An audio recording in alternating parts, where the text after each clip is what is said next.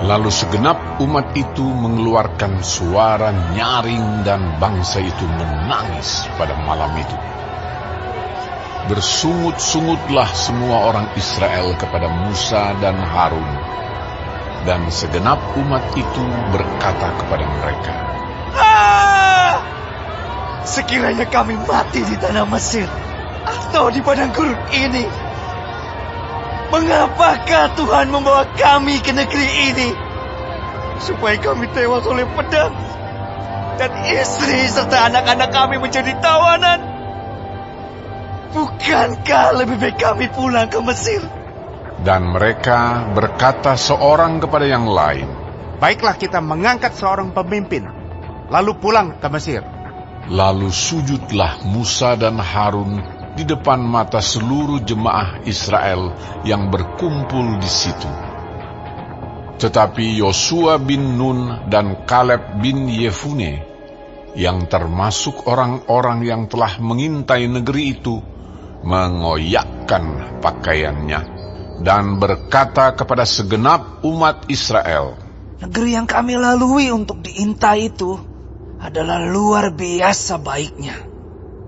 Jika Tuhan berkenan kepada kita, maka Ia akan membawa kita masuk ke negeri itu dan akan memberikannya kepada kita. Suatu negeri yang berlimpah-limpah susu dan madunya. Hanya janganlah memberontak kepada Tuhan, dan janganlah takut kepada bangsa negeri itu, sebab mereka akan kita telan habis. Yang melindungi mereka sudah meninggalkan mereka, sedang Tuhan menyertai kita. Janganlah takut kepada mereka.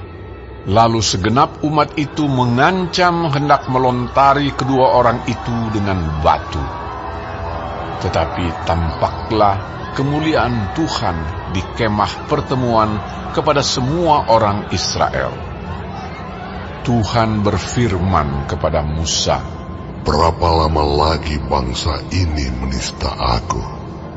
Dan berapa lama lagi mereka tidak mau percaya kepadaku? Sekalipun sudah ada segala tanda mujizat yang kulakukan di tengah-tengah mereka, aku akan memukul mereka dengan penyakit sampar dan melenyapkan mereka. Tetapi engkau akan kubuat menjadi bangsa yang lebih besar dan lebih kuat daripada mereka. Lalu berkatalah Musa kepada Tuhan, Jikalau hal itu kedengaran kepada orang Mesir, padahal engkau telah menuntun bangsa ini dengan kekuatanmu dari tengah-tengah mereka, mereka akan bercerita kepada penduduk negeri ini yang telah mendengar bahwa engkau Tuhan ada di tengah-tengah bangsa ini, dan bahwa engkau Tuhan menampakkan dirimu kepada mereka dengan berhadapan muka, waktu awanmu berdiri di atas mereka, dan waktu engkau berjalan mendahului mereka di dalam tiang awan pada waktu siang, dan di dalam tiang api pada waktu malam. Jadi, jikalau engkau membunuh bangsa ini sampai habis, maka bangsa-bangsa yang mendengar kabar tentang engkau itu nanti berkata, oleh karena Tuhan tidak berkuasa membawa bangsa ini masuk ke negeri yang dijanjikannya dengan bersumpah kepada mereka, maka Ia menyembelih mereka di padang gurun. Jadi sekarang, biarlah kiranya kekuatan Tuhan itu nyata kebesarannya, seperti yang kau firmankan. Tuhan itu berpanjangan sabar dan kasih setianya berlimpah-limpah. Ia mengampuni kesalahan dan pelanggaran, tetapi sekali-kali tidak membebaskan orang yang bersalah dari hukuman. Bahkan Ia membalaskan kesalahan bapa kepada anak-anaknya, kepada keturunan yang ketiga dan keempat. Ampunilah kiranya kesalahan bangsa ini sesuai dengan kebesaran kasih setiamu. Seperti Engkau telah mengampuni bangsa ini, mulai dari Mesir sampai kemari. Berfirmanlah Tuhan, Aku mengampuninya sesuai dengan permintaanmu. Hanya demi aku yang hidup dan kemuliaan Tuhan memenuhi seluruh bumi. Semua orang yang telah melihat kemuliaanku dan tanda-tanda mujizat yang kuperbuat di Mesir dan di padang gurun, namun telah 10 kali mencobai aku dan tidak mau mendengarkan suaraku, pastilah tidak akan melihat negeri yang kujanjikan dengan bersumpah kepada nenek moyang mereka. Semua yang menista aku ini tidak akan melihatnya. Tetapi hambaku Kaleb, karena lain jiwa yang ada padanya, dan ia mengikut aku dengan sepenuhnya, akan kubawa masuk ke negeri yang telah dimasukinya itu, dan keturunannya akan memilikinya. Orang Amalek dan orang Kanaan diam di lembah. Sebab itu berpalinglah besok, dan berangkatlah ke padang gurun, ke arah laut Teberau. lagi berfirmanlah Tuhan kepada Musa dan Harun, Berapa lama lagi umat yang jahat ini akan bersungut-sungut kepadaku? Segala sesuatu yang disungut-sungutkan orang Israel kepadaku telah kudengar. Katakanlah kepada mereka, demi aku yang hidup, demikianlah firman Tuhan, bahwasanya seperti yang kamu katakan di hadapanku, demikianlah akan kulakukan kepadamu. Di padang gurun ini, bangkai-bangkaimu akan berhantaran, yakni semua orang di antara kamu yang dicatat, semua tanpa terkecuali yang berumur 20 tahun ke atas, karena kamu telah bersungut-sungut kepadaku.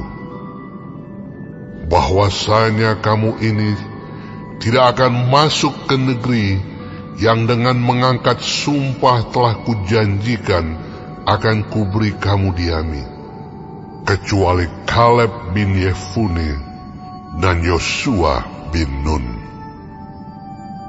Tentang anak-anakmu yang telah kamu katakan, mereka akan menjadi tawanan, merekalah yang akan kubawa masuk, supaya mereka mengenal negeri yang telah kamu hinakan itu. Tetapi mengenai kamu, bangkai-bangkaimu akan berhantaran di padang gurun ini, dan anak-anakmu akan mengembara sebagai penggembala di padang gurun 40 tahun lamanya, dan akan menanggung akibat ketidaksetiaan sampai bangkai-bangkaimu habis di padang gurun. Sesuai dengan jumlah hari yang kamu mengintai negeri itu, yakni 40 hari. 1 hari dihitung 1 tahun, jadi 40 tahun lamanya kamu harus menanggung akibat kesalahanmu, supaya kamu tahu rasanya jika aku berbalik daripadamu. Aku Tuhan yang berkata demikian. Sesungguhnya aku akan melakukan semuanya itu kepada segenap umat yang jahat ini, yang telah bersepakat melawan aku. Di padang gurun ini mereka akan habis, dan disinilah mereka akan mati. Adapun orang-orang yang telah disuruh Musa untuk mengintai negeri itu, yang sudah pulang dan menyebabkan segenap umat itu bersungut-sungut kepada Musa dengan menyampaikan kabar busuk tentang negeri itu, orang-orang itu mati kena tulah di hadapan Tuhan. Tetapi yang tinggal hidup dari orang-orang yang telah pergi mengintai negeri itu hanyalah Yosua bin Nun dan Kaleb bin Yefune. Setelah Musa menyampaikan perkataan ini kepada semua orang Israel, maka berkabunglah bangsa itu dengan sangat. Dan keesokan harinya, bangunlah mereka pagi-pagi hendak naik ke puncak gunung sambil berkata, Sekarang kita hendak maju ke negeri yang difirmankan Tuhan itu. Memang kita telah berbuat dosa. Tetapi kata Musa, Mengapakah kamu hendak melanggar titah Tuhan? Hal itu tidak akan berhasil. Janganlah maju, sebab Tuhan tidak ada di tengah-tengahmu, supaya jangan kamu dikalahkan oleh musuhmu. Sebab orang Amalek dan orang Kanaan ada di sana di depanmu, dan kamu akan tewas oleh pedang.